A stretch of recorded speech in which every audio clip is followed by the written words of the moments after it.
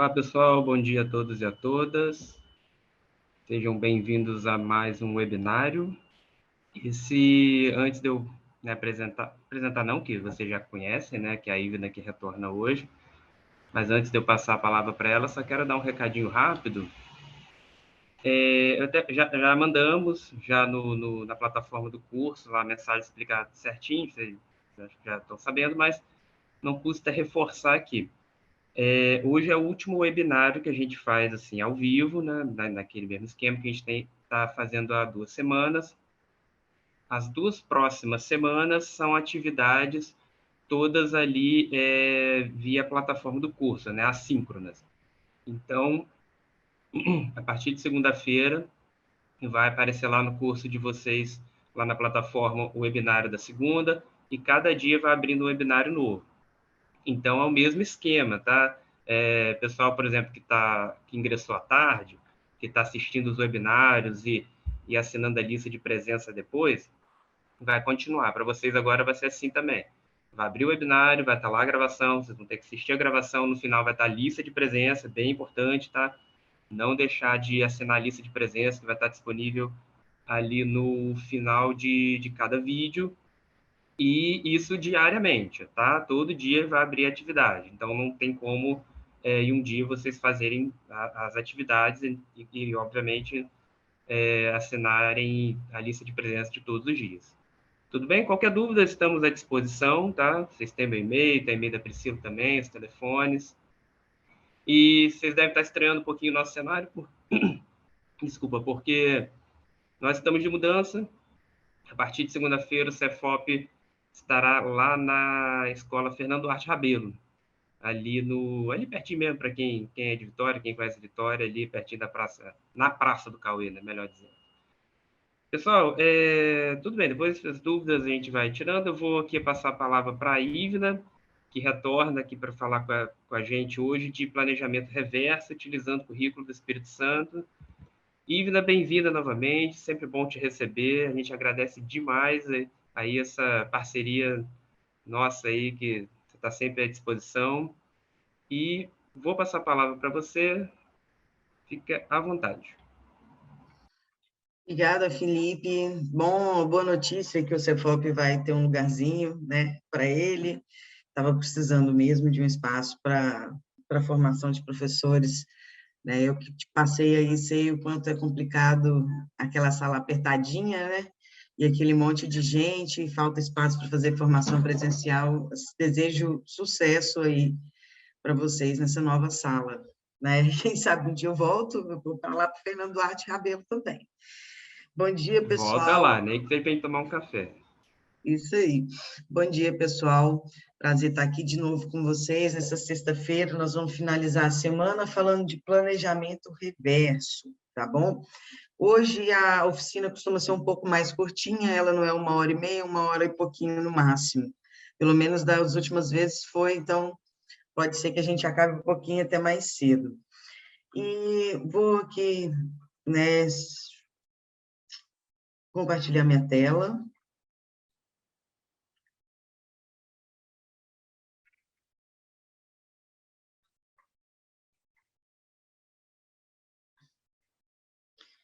Isso. Vamos lá, então hoje eu falo sobre planejamento reverso. Pode até parecer um pouco óbvio e ululante, né? Como assim o professor que entra na rede ou que já trabalha na rede não vai saber fazer um planejamento? Mas às vezes a gente faz o planejamento tão no modo automático que a gente perde a sistematização desse planejamento. Então, eu vou mostrar para vocês aqui um pouquinho sobre planejamento reverso, que é um planejamento que foca na obtenção de resultados. Qual é o resultado que a gente quer no nosso processo educativo, de ensino-aprendizagem? A aprendizagem. Então, é um planejamento focado na aprendizagem, e a gente vai ver o porquê que ele chama planejamento reverso, certo? Vamos lá, o que nós vamos ver hoje? Nós começamos com a apresentação, que já foi feita. Nós vamos fazer uma atividade simples, tá? Para a gente poder refletir sobre essa atividade. Depois eu vou passar um pouquinho sobre conceitos e teorias, e aí fica a atividade mão na massa de vocês, que é a atividade que vocês vão postar lá no AVA para contar com uma atividade. Por fim, a lista de frequência e a avaliação que o Felipe joga aí no chat para vocês. Qual o objetivo que eu tenho de formação, né?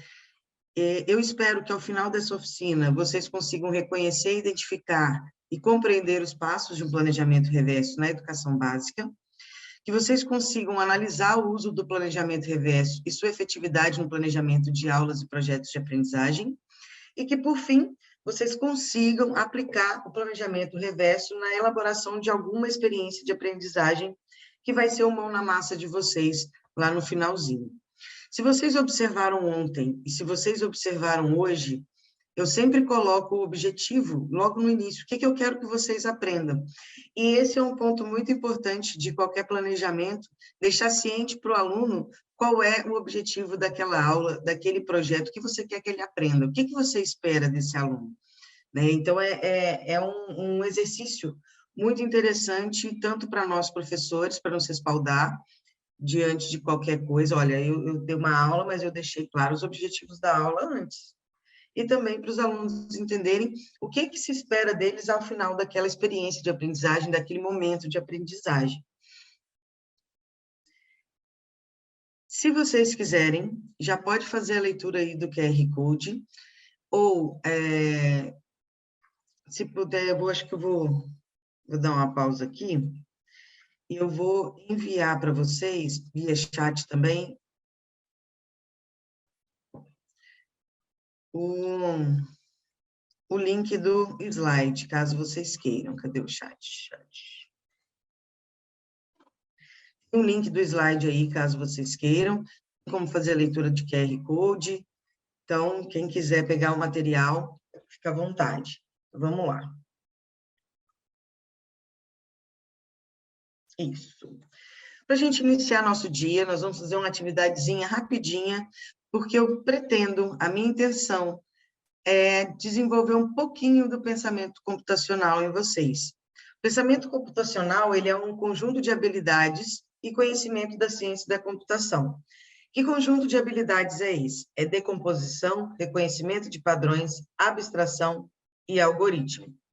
A gente faz isso normalmente e nem percebe.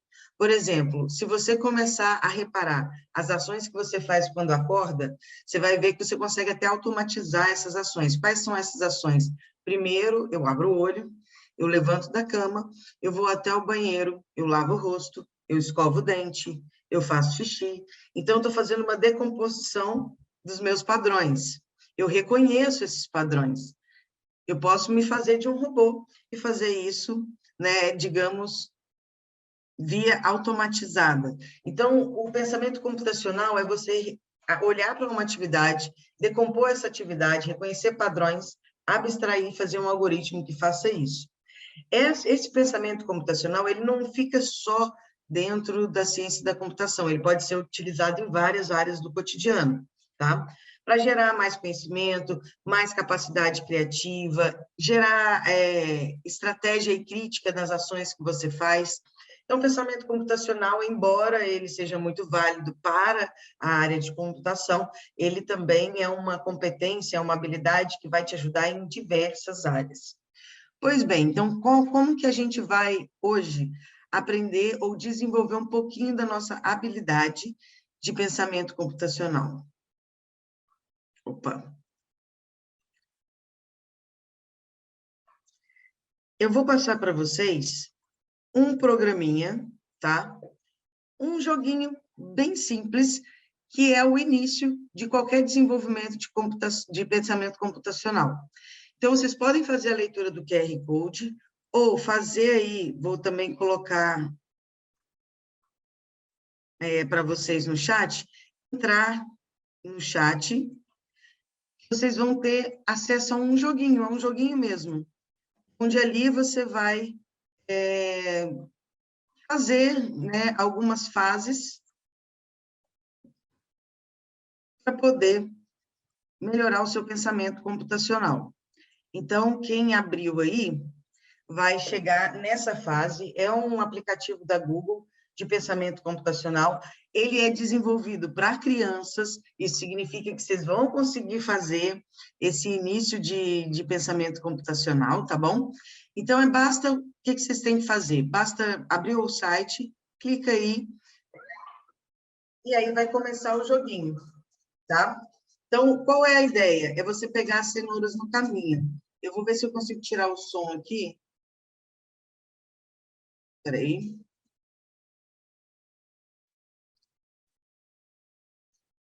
Eu não consigo tirar o som por enquanto, pessoal. Infelizmente. Mas a ideia é você andar com o coelhinho. Então, para ele pegar essa primeira cenoura, ele precisa andar para frente. Eu venho e coloco para frente, para frente, 2. Então, vou clicar, ó.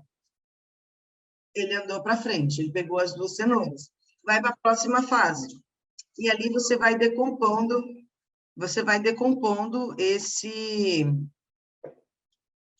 movimento deles. Então, o que eu vou fazer aqui com vocês agora? Vocês terão 10 minutinhos para poder brincar um pouquinho com esse coelhinho, tá? Façam isso, porque é importante para que a gente faça reflexão depois. Embora pareça, assim, muito simples, e é simples mesmo, é importante para que a gente faça reflexão depois. Então, 10 minutinhos vocês vão ter para poder levar esse coelhinho até as cenouras, e depois eu quero saber até que fase vocês chegaram aí com o coelhinho, certo? Alguém tem alguma dúvida? Queira falar aqui no chat? Não? Então, pessoal, 10 mouse com a minutinhos. setinha. Olha só, vamos lá. Tá vendo que aqui embaixo, não sei se vocês conseguem observar, Sim. deixa eu só fazer um negócio aqui. Acho que agora vocês estão vendo o cursor do mouse, certo? Vocês conseguem ver o cursor do mouse na tela? Sim, eu vi. Isso. Então, aqui é o caminho do coelhinho. Ele tem que andar 1, 2 para frente, ele tem que virar à sua direita e andar mais 2. Então, o que eu vou fazer? Aqui é a minha programação. Eu vou decompor esse movimento. Ele tem que andar 1 para frente, 2 para frente, aí ele vira e anda mais 2. 1, 2. Quando eu acabei de colocar todo o movimento dele aqui, arrastando a setinha, eu vou colocar o play. Ó, ele andou. Conseguiu pegar Entendi. todas as cenourinhas. Então, passo para a próxima fase. A ideia é decompor. Agora, ó, vai ser diferente. Eu vou ter um repeat, as repetições. Mas isso eu vou deixar para vocês irem fazendo aos poucos, né? A ideia é vocês tentarem mesmo errar, para poder ver como é que faz. Tá bom? Se tiver qualquer dúvida, pode abrir o áudio ou falar pelo chat que eu ajudo, certo? Então, vamos lá. Valendo, a partir de agora, 10 minutinhos para vocês brincarem aí de pegar as cenourinhas do coelhinho. Peço muito que vocês façam, por mais bobo que seja, porque isso é importante para a gente fazer uma reflexão logo em seguida.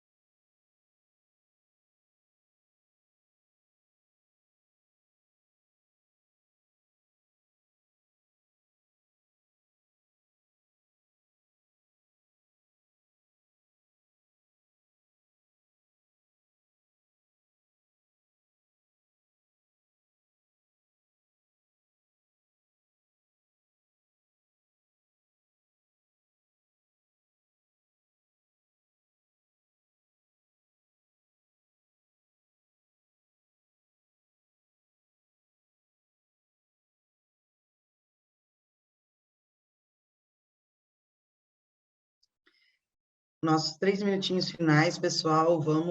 Quero ver até que fase do pensamento computacional vocês vão conseguir chegar nesses 10 minutinhos, tá?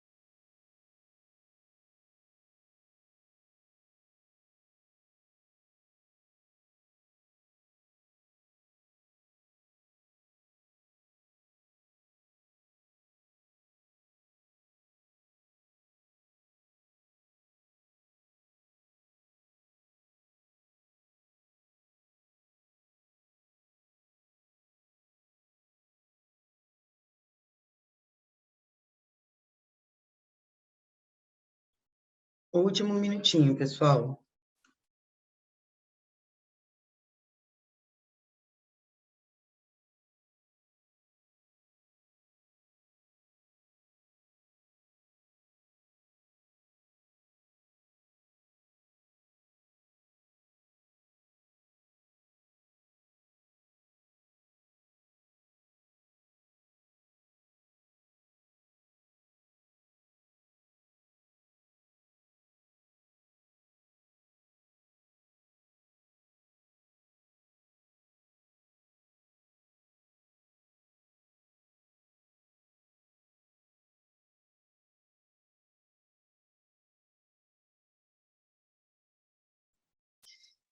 Finalizamos o nosso tempinho, tá? E aí eu gostaria de saber aqui de vocês agora, até onde vocês chegaram, antes da gente passar aqui para o Mentimeter, eu gostaria de perguntar até que fase vocês chegaram. Natália chegou até a quinta. E aí? Conseguiram chegar até que fase, gente? Fase 5, 6, olha, 5 e 6, é porque também o que dá tempo, né, gente? Mas, provavelmente, quem já jogou videogame uma vez na vida tenha tido um pouco menos de dificuldade do que quem não costumava jogar videogame aí na infância, quem não costuma jogar joguinho no celular, porque realmente, assim, se você já joga, você entende como é que funciona. Mas quem chegou aí, Dayara, você não é péssima não, minha querida. Geralmente o pessoal chega entre a fase 4 e 6 mesmo. É normal, tá, pessoal? Não se sintam incapazes nem nada, não é normal. A gente está aqui para exercitar o pensamento computacional. Então, para a gente... E o nosso tempo é curto, né? Então, a gente não consegue muito bem chegar até muito distante. Mas é um joguinho para crianças, é um joguinho bem tranquilo. E o meu objetivo nesse joguinho de vocês é justamente praticar um pouco de programação. O que vocês fizeram, imagina que vocês estivessem programando um robozinho, esse robô é o coelho. Então, o que vocês fizeram foi programar esse coelho para ele se movimentar em determinados, né, com determinados movimentos, né, para determinados lugares. E aí eu queria saber de vocês, se vocês puderem fazer a leitura aí do QR Code e responder no Mentimeter se o objetivo, né, desse joguinho foi atingido com sucesso. Eu vou colocar aqui... Opa, vou tentar colocar o link do Mentimeter, mas vocês também podem fazer o QR Code. Então, olhem lá no QR Code e vejam se... Eita, nós! O objetivo foi atingido. Então, já que chegou aqui, né, a minha pergunta no Mentimeter é: o objetivo dessa atividade era exercitar o pensamento computacional usando blocos. Esse objetivo foi atingido? E aí você vai responder se sim, se não, ou não mesmo, tá? Respondam aí rapidinho que a gente vai ver a estatística, se vocês atingiram, se vocês não atingiram esse objetivo, que era exercitar o pensamento computacional usando blocos. Vou colocar o link aqui.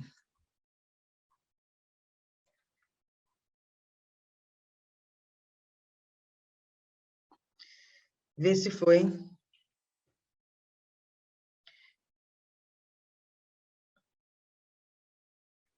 Isso.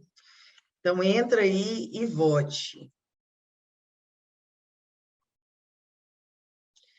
Que eu já vou aproveitar, enquanto vocês vão voltando, eu vou aproveitar e vou já colocar o resultado aqui para vocês. Esse Mentimeter, ele passou por algumas formações, então a gente tem bastante gente, e basicamente a maior parte das pessoas que responderam, ainda estão respondendo, tinha 284, agora 286, 288, conseguiram, de fato, atingir esse objetivo.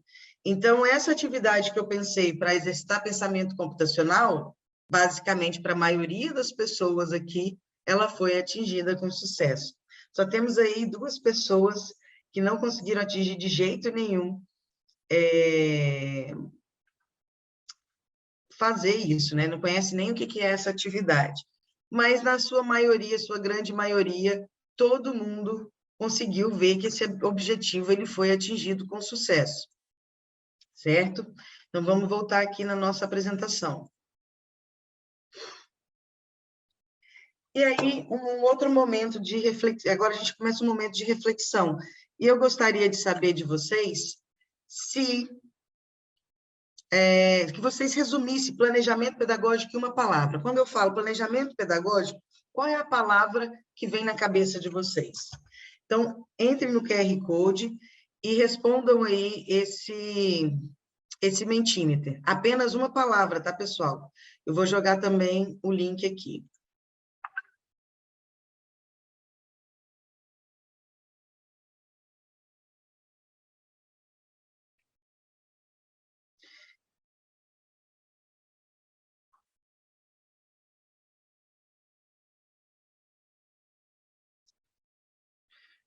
Joguei aí no chat o link do Mentimeter.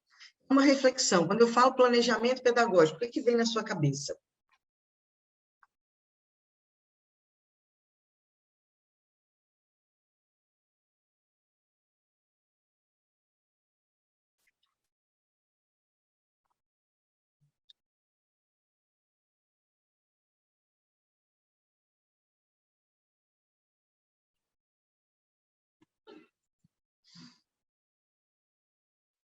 Bom, vamos lá.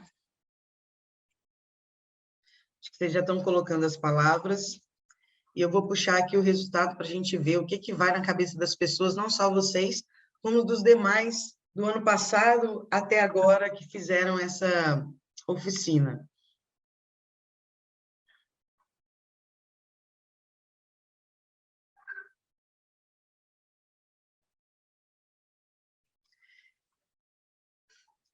Então, ó, essa ainda está atualizando, vocês já responderam 348, 349. Mas se vocês observarem aqui, grande parte dos resultados, ele vai dar algumas palavras que são bem chaves. Acho que a palavra que todo mundo pensou foi organização. Então, a organização é um dos pontos que mais se pede numa planejamento pedagógico. Só que a gente tem outras palavras que são muito importantes também que apareceram. Preparação, estratégia, objetivo e uma palavra que eu gosto muito, que é intencionalidade. Programar, organizar, né? São palavras que estão dentro do escopo do planejamento. Então, planejar é organizar, é criar estratégias, é traçar objetivos e, principalmente, ter uma intencionalidade pedagógica em cima desses objetivos. Então, tudo que você faz no planejamento pedagógico, existe uma intenção. Você intenciona que o aluno aprenda tal coisa. E é por isso que você se organiza, é por isso que você tem estratégia, é por isso que você se prepara, é por isso que você direciona, é por isso que você cria objetivos, por isso que você se programa, por isso que você sistematiza, que é outra palavra que aparece aqui. Então, todas essas palavras, de alguma forma, elas estão ligadas com o ato de planejamento. Vamos voltar aí, o aplicativo do Mentimeter é bem legal e deixa a aula dinâmica. Quem quiser passar depois, é bem fácil de usar, não é difícil não, tá, gente? Então, vamos lá para a nossa próxima parte da reflexão. E agora eu gostaria de saber de vocês, não precisa ler o QR Code, não precisa responder no formulário, a gente pode responder no chat, igual a gente estava fazendo, porque o número de participantes é baixo, tá? Cerca de 30 participantes, então a gente consegue colocar no chat. Pensem aí, quem está em dupla, discuta isso em dupla e coloque uma resposta só. Quem está sozinho, pensa e coloca uma resposta. Para realizar a tarefa, você deveria dar um comando para que o coelho andasse até um lugar específico, que era o quadradinho com a cenoura. E aí eu pergunto para vocês, é preciso saber onde se quer chegar no planejamento pedagógico? E qual a importância de traçar objetivos para obter resultados? Pensem aí, é preciso saber onde eu quero chegar no planejamento pedagógico? E qual a importância de traçar objetivos para obter esses resultados? Vão colocando essas reflexões aí no chat para a gente poder discutir um pouquinho o que vocês estão pensando.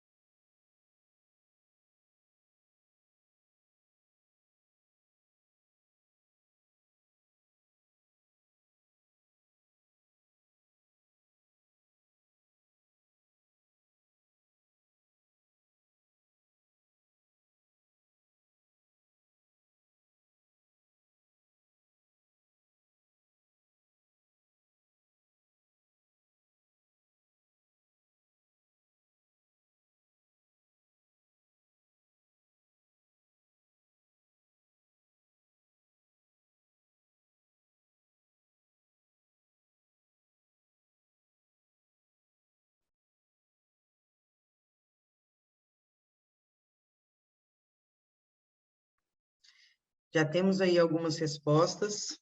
Então, a Raniele disse que sim, é preciso saber onde chegar. Se não sabe onde quer chegar, o caminho a ser seguido e as etapas ficam mais difíceis e mais longas. Sim, traçar os objetivos direciona o trabalho, você traça estratégias específicas e otimiza o tempo. De fato, né, Cássia? O Guilherme, é fundamental saber onde se quer chegar e como isso pode acontecer. Afinal, diferentes caminhos levam ao mesmo ponto, mas cabe a nós entender qual é o mais adequado para cada contexto. Certíssimo, Guilherme. Isso aí é traçar estratégia. Você conhece o seu público, ninguém mais que você conhece o seu público. Então, você vai saber o caminho mais adequado de chegar até esse público. Eu ouvi muito isso na minha vida. Quando não se sabe onde quer chegar, qualquer caminho serve. Então, é esse o ponto mesmo. A Ana Carolina disse, sim, mesmo que o caminho leve a outras reflexões, traçar objetivos pode te manter mais focado no resultado. A escola Dr. Emílio Roberto Zanotti, sim, é necessário saber qual é a meta que podemos ou queremos alcançar. E o planejamento nos proporciona reflexão sobre os caminhos que precisamos andar até chegar àquele ponto específico, ou mais próximo dele. A Tainá disse, a Tainá fez uma citação aqui, ó, dessa forma, tentar atingir os objetivos apontados será mais tranquilo para não desviar o caminho. A Jéssica diz, sim, é fundamental a importância ter objetivos claros para o planejamento, inclusive porque às vezes o planejado pode não funcionar, mas se tiver noção do objetivo, é possível recalcular a rota. É verdade. E assim, dentro de quem ainda não entrou na sala de aula, quem ainda não está acostumado com a rotina da escola, quem já tem aí alguns anos de caminho, sabe que às vezes a gente planeja uma aula com todo carinho, né? Aquele filme que a gente acha maravilhoso, aquela atividade que a gente acha que é maravilhosa, e na hora que você vai aplicar a atividade, é um fiasco. Eu já passei por atividades dessa, mas como a Jéssica pontuou, se eu sei qual é o objetivo, eu consigo recalcular a rota, eu consigo refazer a minha estratégia de ensino. A Natália diz, sim, é importante saber onde se quer chegar, para não tornar organizado, confuso e tornar mais efetivo e motivar professores e alunos. O Jonas também diz que sim, ao traçar objetivos e criar uma estratégia, facilita expor para os estudantes como as atividades irão impactar nas aulas. E a Magda diz, é preciso sim traçar metas e objetivos para o planejamento pedagógico, porque eles nos ajudam a trilhar corretamente o caminho para chegar ao alvo. Ajuda a corrigir rotas que nos venham desviar do percurso. Aí a Cássia pede algumas sugestões para quem está ingressando. Nós vamos dar sugestão sim, viu, Cássia? A ideia desse planejamento é justamente por isso. A gente dá algumas técnicas de planejamento para vocês. Dá aí uma luz, né, no planejamento reverso, quem tiver mais interesse em aprofundar. Lembrando que aqui a gente tem uma oficina de, no máximo, 1h30. Então, de 1 hora a 1h30. Não dá para aprofundar, mas eu vou deixar o livro do planejamento reverso para vocês. Quem tiver interesse pode procurar alguns textos, artigos e até mesmo comprar o livro, tá? Então pode ficar tranquilo que a gente vai dar aí algumas dicas. Bom, pessoal, gostei bastante aí da participação de vocês no chat, reflexões importantes mesmo, e o planejamento, ele é o coração da aula. Se você não planeja bem uma aula, ela não vai sair como esperado. Porque, às vezes, planejando bem uma aula, ela não sai como esperado.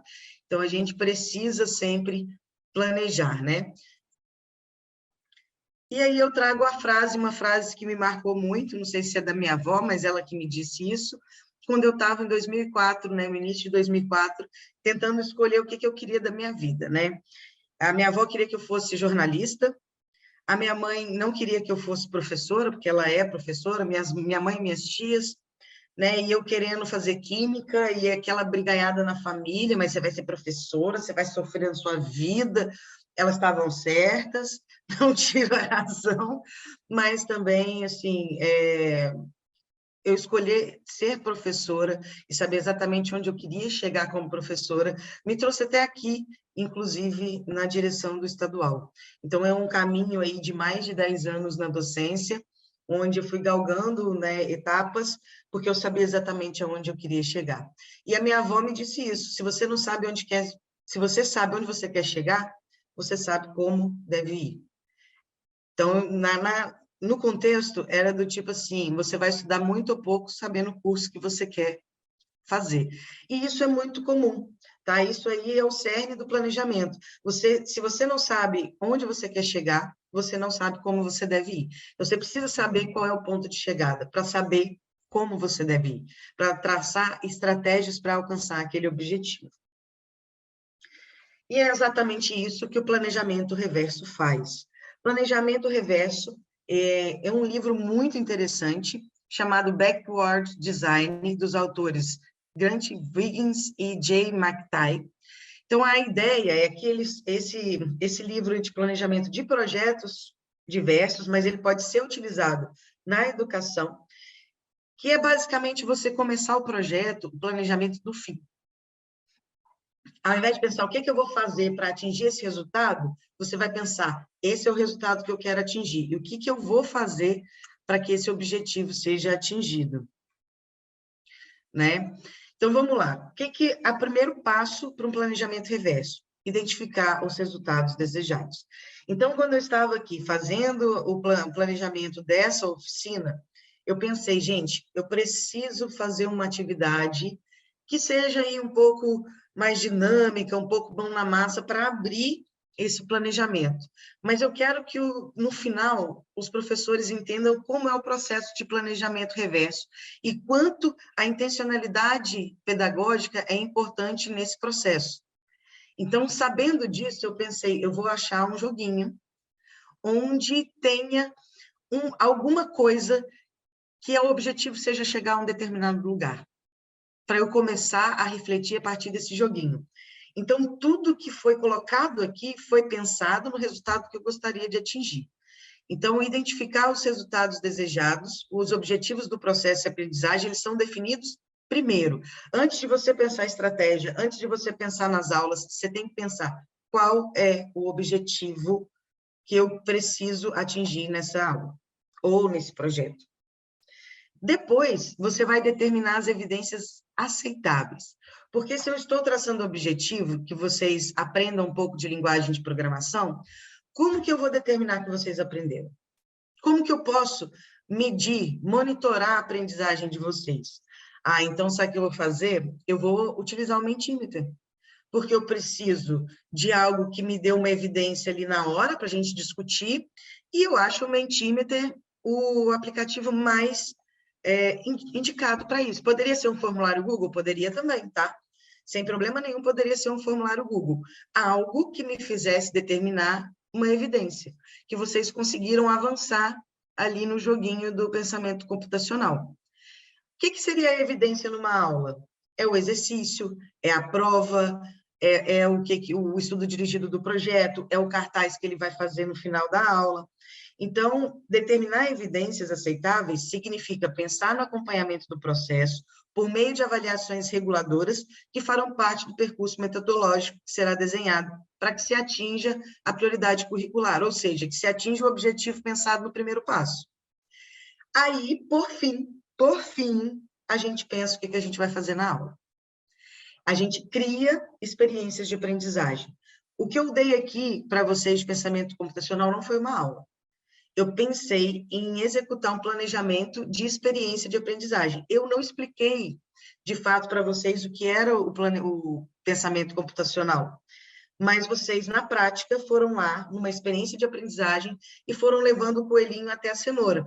E nessa experiência de aprendizagem de levar o coelhinho até a cenoura, vocês foram exercendo a programação em blocos. Né? O próximo passo, por exemplo, seria retirar os blocos e aí começar a linguagem de programação, para que você escreva na linguagem de programação os comandos para o coelhinho. Então, a gente começa o planejamento reverso pelo final, objetivo e resultado a ser atingido. Como eu determino essa evidência do objetivo atingido, do resultado? E, por fim, qual experiência de aprendizagem eu coloco para que esse objetivo seja atingido?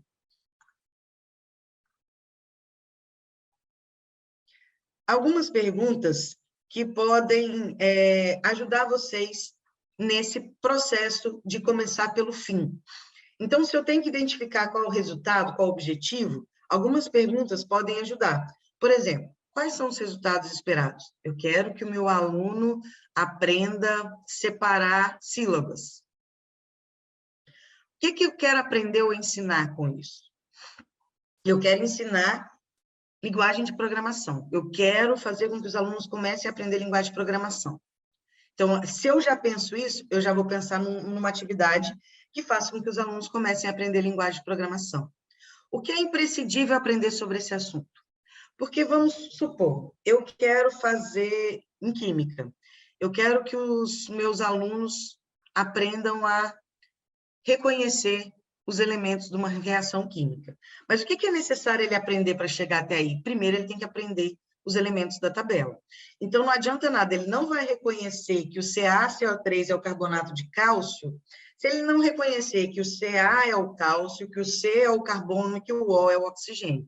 Então, antes de ensinar para os meus alunos a reconhecer as substâncias na reação, eu preciso ensinar para eles tabela periódica, eu preciso ensinar para eles o nome das moléculas. Então, às vezes, a gente vai ensinar algum determinado assunto, é sempre pensar o que meu aluno precisa saber para que ele esteja bom. Porque caso seus alunos não tenham conhecimento prévio, você vai ter que introduzir esse conhecimento.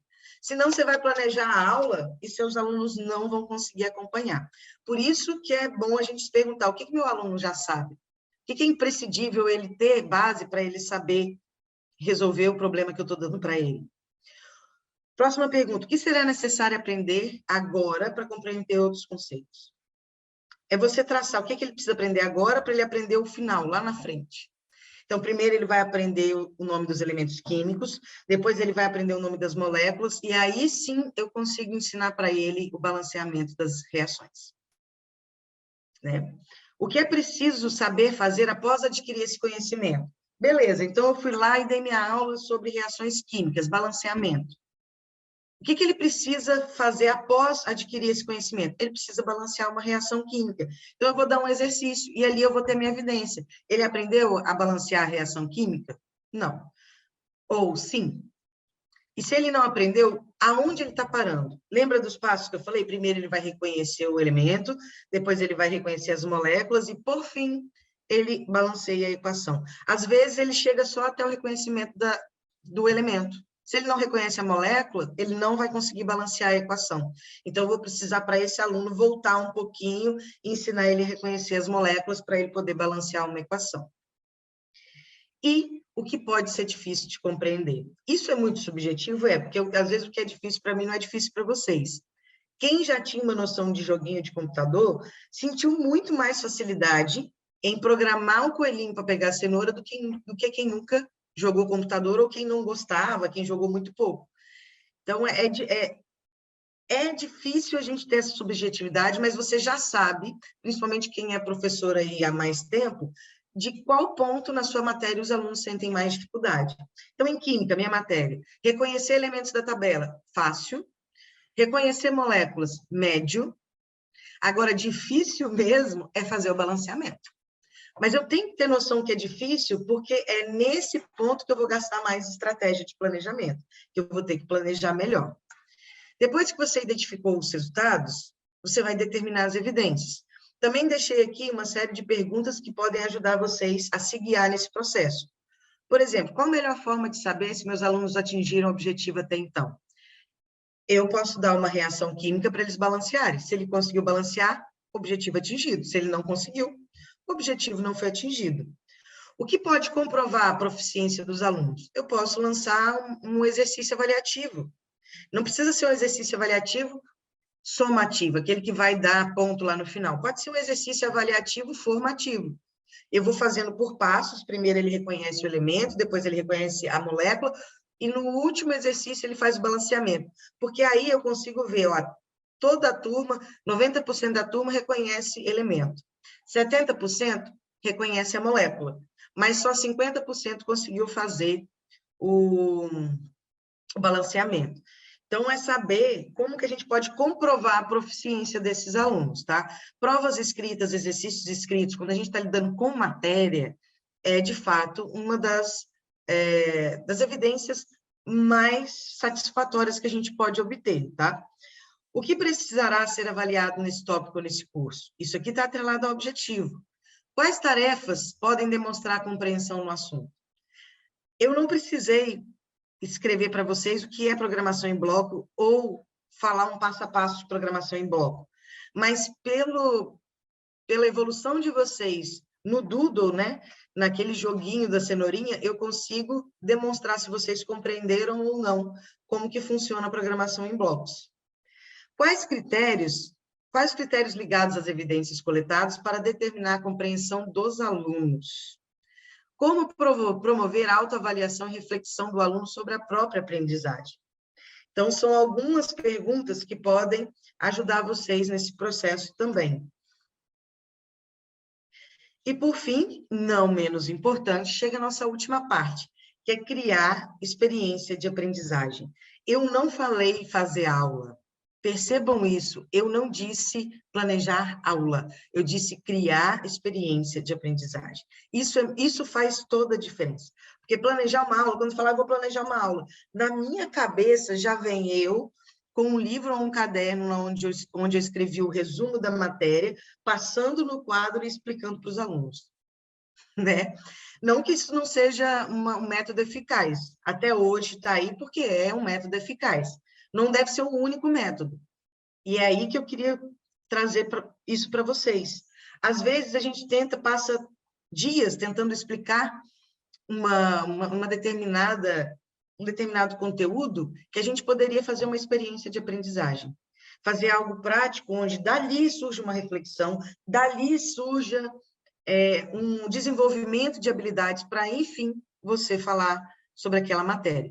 Então, eu poderia vir aqui e dizer o seguinte: programação em bloco, a gente faz dessa maneira. Os blocos utilizados, cada bloco de programação, tá, gente, tem um desenho diferente. Comandos simples são balões redondos. Comandos de repetição são balões quadrados. Balão quadrado é difícil, né? Mas é um quadrado. Então, eu poderia passar tudo isso antes de vocês fazerem o Dudu. Mas não, na hora do planejamento, eu preferi que vocês fizessem o Dudu primeiro. Isso é uma experiência de aprendizagem. Aí, depois que vocês fizeram o Dudu, eu poderia pegar uma aula e explicar como é que é a programação em bloco, quais são as regras. Mas eu criei uma experiência antes e depois eu vou dar aula. A aula é uma experiência? É. Mas a gente também precisa pensar em outras coisas a não ser o famoso cuspe e giz. Ou, no momento, né, cuspe e pincel atômico. Porque a gente precisa passar um pouco dessa nossa fixação só por aulas expositivas. Não que ela não seja importante, mas não podemos ficar só nisso, tá? Então, o que ajuda a gente a criar essa experiência de aprendizagem? É eu pensar o que é preciso ensinar a aprender para alcançar esse objetivo. Quais habilidades vão ser desenvolvidas a partir dessa experiência? Então, se eu tenho a habilidade do pensamento computacional, eu estou desenvolvendo ela à medida que vocês jogam o Dudu, à medida que vocês levam o coelhinho até a cenoura. Quais os processos e métodos necessários para essa jornada? Então, eu preciso ensinar a linguagem de programação, começando por programação em blocos. Eu passo no quadro? Eu faço um joguinho? Qual o método necessário para eu chegar até essa jornada? Quais recursos disponíveis e necessários para atingir esses objetivos? Porque, por exemplo, para que eu vou pegar um Doodle para o meu aluno pegar o celular na sala de aula e fazer o Doodle na sala de aula com o celular dele, se, número 1, nem todos têm celular, número 2, nem todos têm internet, número 3, a internet do servidor não funciona. Então, eu tenho que pensar muito bem qual é o objetivo para eu saber onde eu vou levar esse aluno. Que recurso eu tenho disponível. Não adianta que eu falar, eu vou levar meus alunos para visitar Machu Picchu. Não tem condição de seus alunos visitar Machu Picchu. Então, esqueça essa experiência de aprendizagem.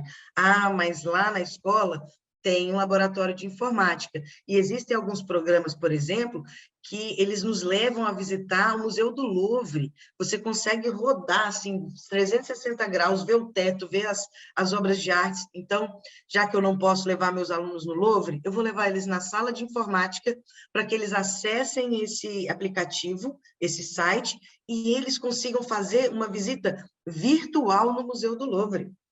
Olha só que legal, que bacana que fica. Então, a gente precisa saber o recurso que você tem disponível para você não planejar coisas e depois ficar frustrado.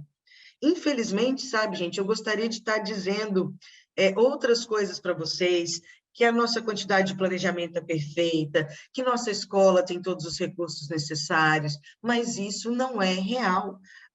E não tem que ser. Nem a escola da Finlândia é assim. Você acha que lá na Finlândia eles também não têm problemas? Então, aqui, como é um país educado recentemente, né, a gente tem que ver que a escola para todo mundo ela surge na década de 80. Não existia nem escola para todo mundo na década de 80. Eu sou filha, né, digamos, eu sou uma das primeiras alunas da Constituição de 88. Sou uma das primeiras alunas que teve direito a entrar na escola mesmo sem sapato. Eu tinha sapato, mas se você fosse de chinelo, você não podia entrar na escola. Então, imagina, em década de 80, a inflação de 1000%.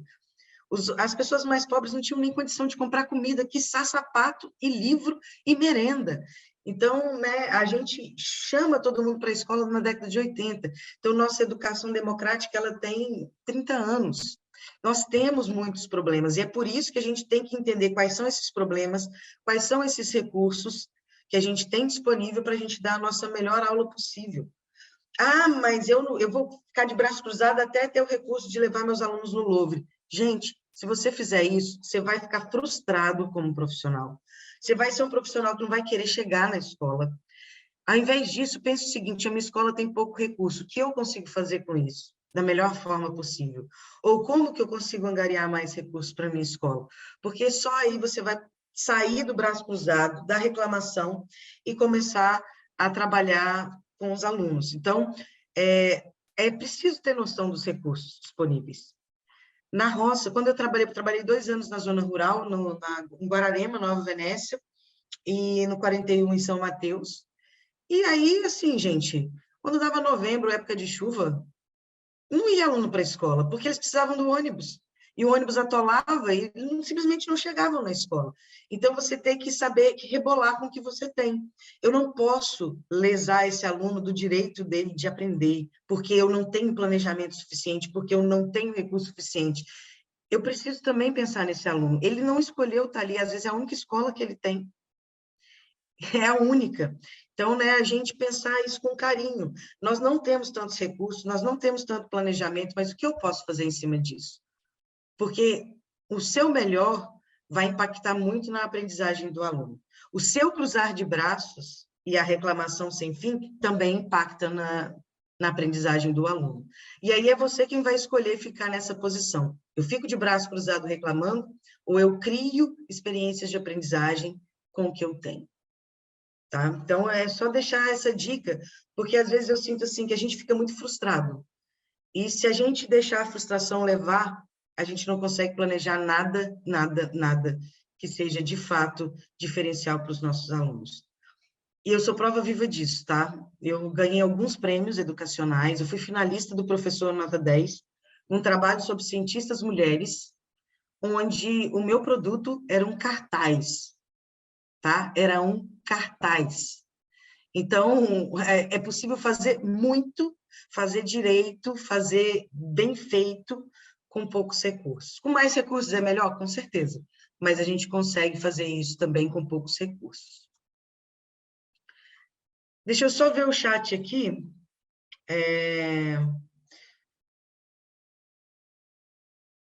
A Magda, né, falou do planejamento da aula, é realmente um problema, tá, Magda? À medida que você vai planejando, por exemplo, você entrou hoje na sala de aula, o currículo, ele passa muito tempo sem mudar. Então, a aula que você planejou esse ano, no ano que vem, se você guardar ela no seu computador, é você fazer algumas modificações. Então, a ideia é, isso é normal, tá? Você vai dando aula sempre do mesmo assunto, então, você vai guardando esses planejamentos. Com essa turma aqui, eu vou fazer o que eu fiz com a minha turma lá de 2020. Eu, por exemplo, eu não faço mais aula. Quando eu saí da docência em 2022, eu já não planejava fazer meu resumo de aula no caderninho, não. Eu já sabia de cor o que eu tinha que passar no quadro. Né? Então, os alunos até brincavam, você tem um livro na sua cabeça? Não, são anos planejando a mesma aula, o mesmo assunto, né? E aí a gente consegue ter essa facilidade. Então, no início dá muito trabalho, e à medida que o tempo vai passando, que você está na escola, isso vai diminuindo o trabalho. Nós vamos falar sobre o currículo, tá? Agora, viu, Magda, também. O Guilherme fala, minha percepção é que essas experiências de aprendizagem, experimentação, vivência, podem engajar mais os alunos do que aqueles que têm algum tipo de predisposição no interesse, algo comum de uma aula expositiva. Certamente, Guilherme. É o que eu te falei, a aula expositiva, ela não vai acabar, ela é um método de ensino que é... Pessoal, vamos voltar aqui, eu não lembro até onde parou, mas para a gente dar sequência, o principal da gente fazer um planejamento bem feito é a gente fazer um objetivo bem feito. Então, parece trivial, parece óbvio e ululante.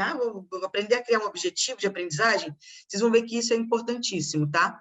Então, primeiro, escolha um verbo que explicita uma habilidade. Usa a taxonomia de Bloom, que aí você vai ter noção se o seu objetivo é de baixa complexidade, média complexidade ou alta complexidade.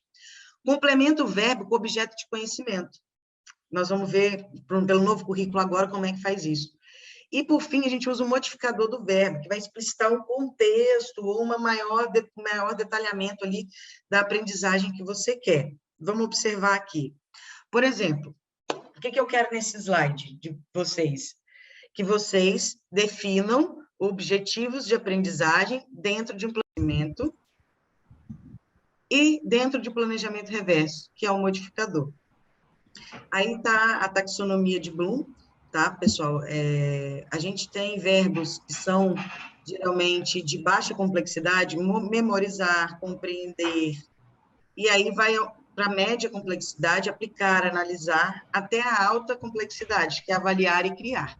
Então, a gente ter essa noção de taxonomia de Bloom ajuda a gente a planejar do mais fácil para o mais difícil.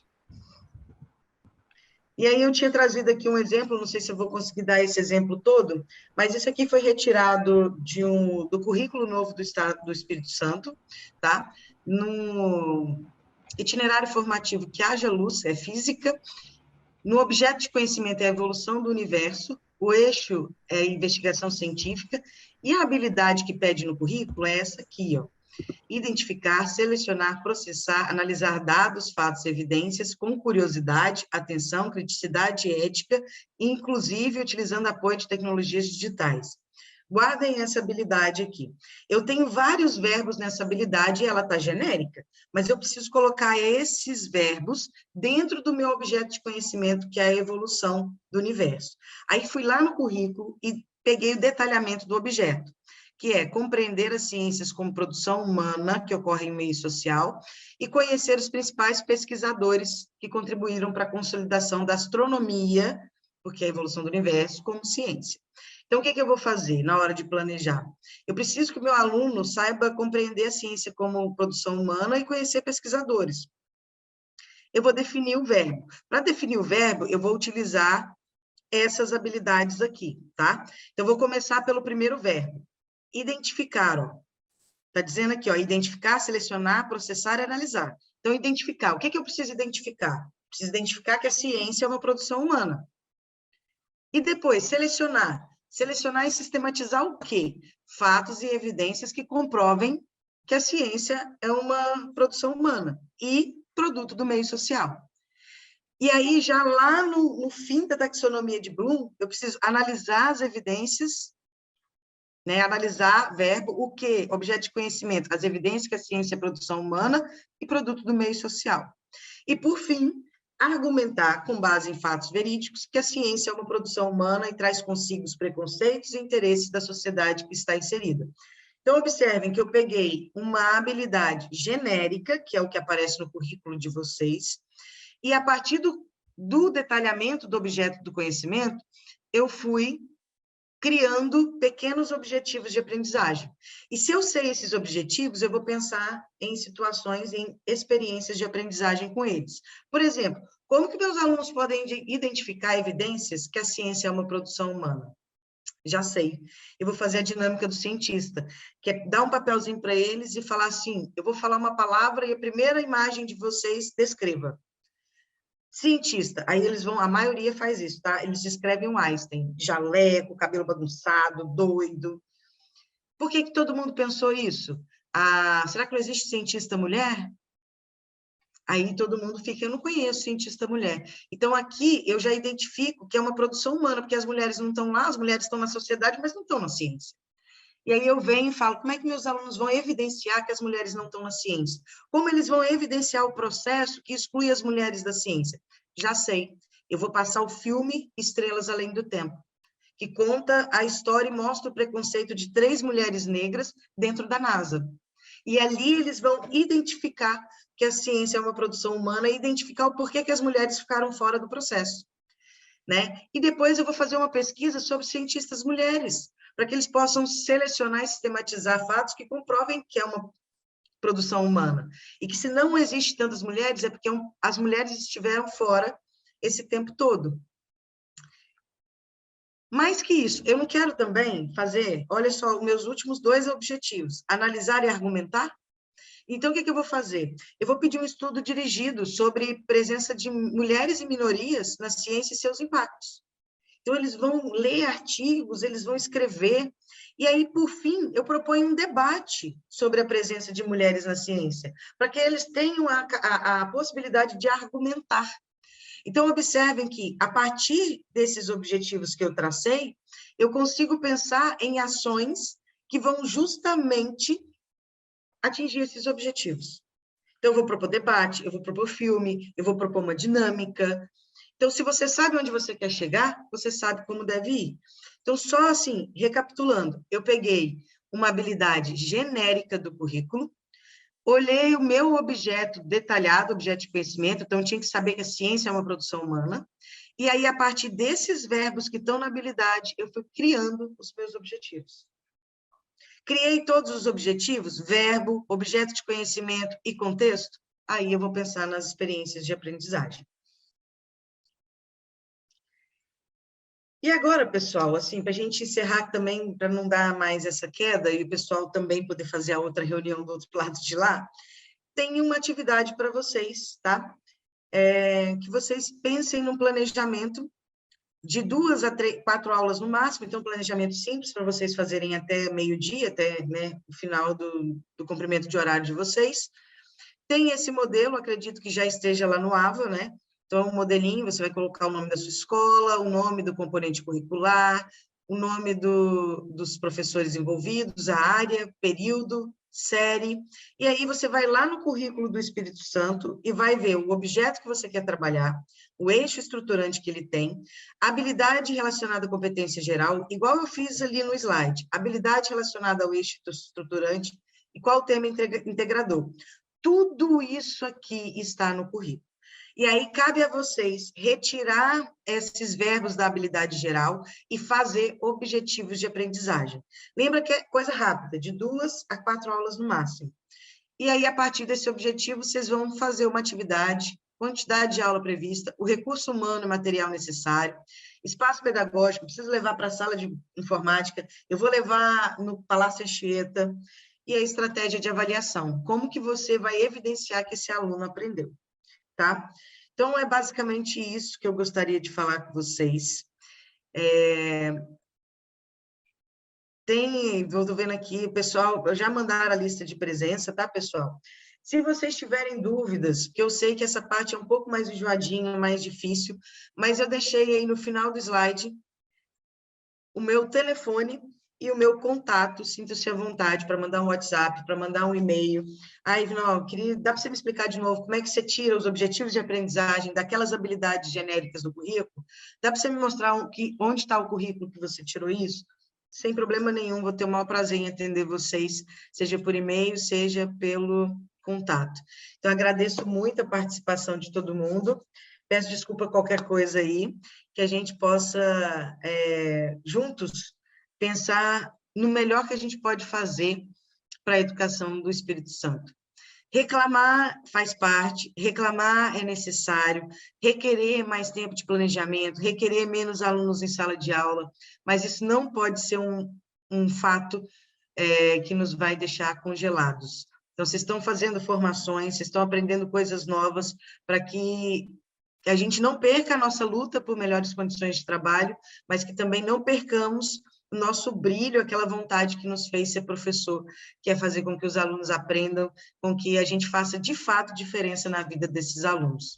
Porque eles têm o direito de aprender, e nós, professores, somos os agentes que vão proporcionar o direito de aprendizagem a esses alunos, independente da sua raça, do seu gênero, da sua condição social, da sua religião, é a gente, com todo o nosso empenho, com toda a nossa paixão por ensinar, que vai fazer a diferença na vida deles. Agradeço muito, pessoal, sinta-se à vontade para poder me ligar e me mandar mensagem quando vocês quiserem. Obrigada mesmo. Agradeço aí também o pessoal que está elogiando a oficina no chat. Isso também, ó, vai lá no fundo do meu ego, no fundo do meu coração. Obrigada, pessoal, e não esqueçam de assinar a lista de presença. Ivna, a gente que agradece muito, né, os 2 webinários que você, né, fez aqui com a gente, e eu peço novamente 1000 desculpas aí pelo problema técnico, ter feito você correr com com a formação, com esse finalzinho, né? Infelizmente. Mas essas coisas acontecem, que você falou, né? O que seria desses imprevistos, né? O que seria das nossas reuniões no Zoom sem os imprevistos? E como a gente não teve até então, sobrou para o nosso último dia, né? De webinário ao vivo aqui, né? Tem alguma questão, Priscila? Acho que agora deu uma estabilidade, ficou mais estável aqui, uma estabilidade. Não Sim, sei se tem alguma não, questão. o Acho chat, que não. o pessoal está conversando aqui, agradecendo a presença da Ivna, nós agradecemos mais uma vez, reforço a fala do Felipe, e é muito bom poder ver um profissional que, né, tem experiências, que incentiva, porque é isso que a educação precisa, né, de exemplos, de colocar realmente a mão na massa e não ficar só sentada e reclamando. Eu agradeço as pontuações que você fez, a contribuição dos ingressantes, que também corroboraram para que esse último binário também pudesse ser um sucesso, mesmo com os probleminhas técnicos. Com certeza, gente. Muito obrigada. E eu vejo vocês numa próxima oportunidade. Tá? Vou lá visitar vocês no Cefop novo. Vai ser um prazer. Estamos aguardando você lá, por favor. Então, valeu, Ivna. Vou ficar só aqui um tempinho aqui com a lista, dar os últimos recados, aí você fica à vontade. Novamente, muito obrigado e desculpa pelo imprevisto de hoje. Sem problemas. Tchau, tchau, pessoal. E boa entrada aí na carreira de vocês. Espero ver vocês. Quem sabe um de vocês não vão estar lá no estadual, né? Jéssica e Natália já estão, mas a gente sempre passa por aí. Abraço todo mundo, gente. Beijos. Tchau, tchau.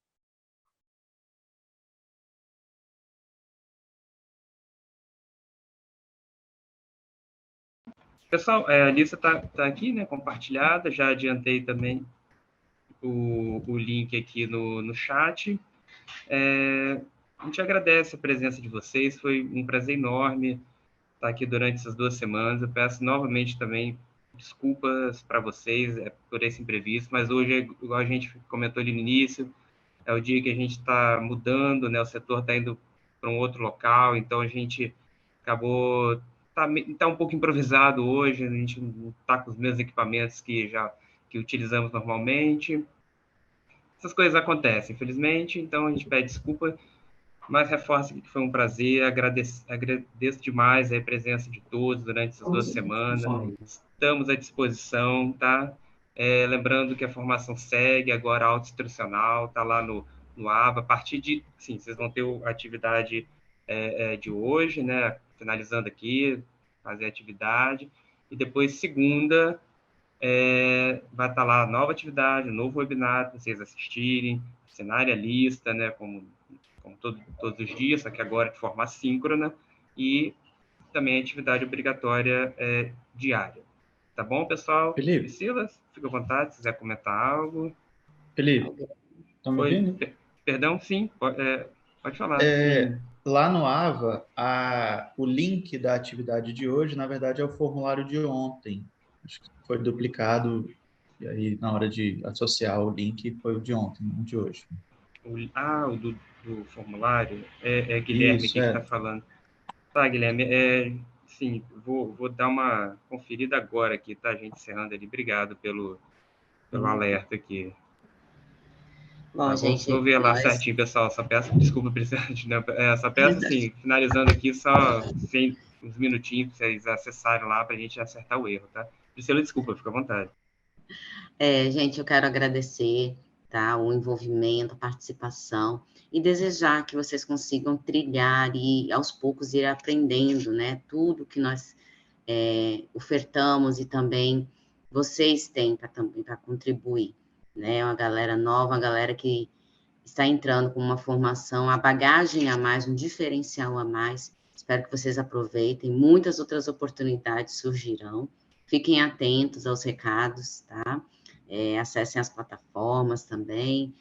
E eu desejo realmente um ótimo trabalho, uma boa formação para vocês no decorrer aí, né, das próximas semanas também. E eu me despeço muito satisfeita em fazer parte, né, dessa turma e contem sempre conosco aqui do Cefop. Tá, gente? Um bom dia para vocês. Valeu, pessoal. A gente encerra por aqui. Então, Um bom dia e um excelente final de semana. E estamos aí, sempre à disposição. Valeu, tchau, tchau.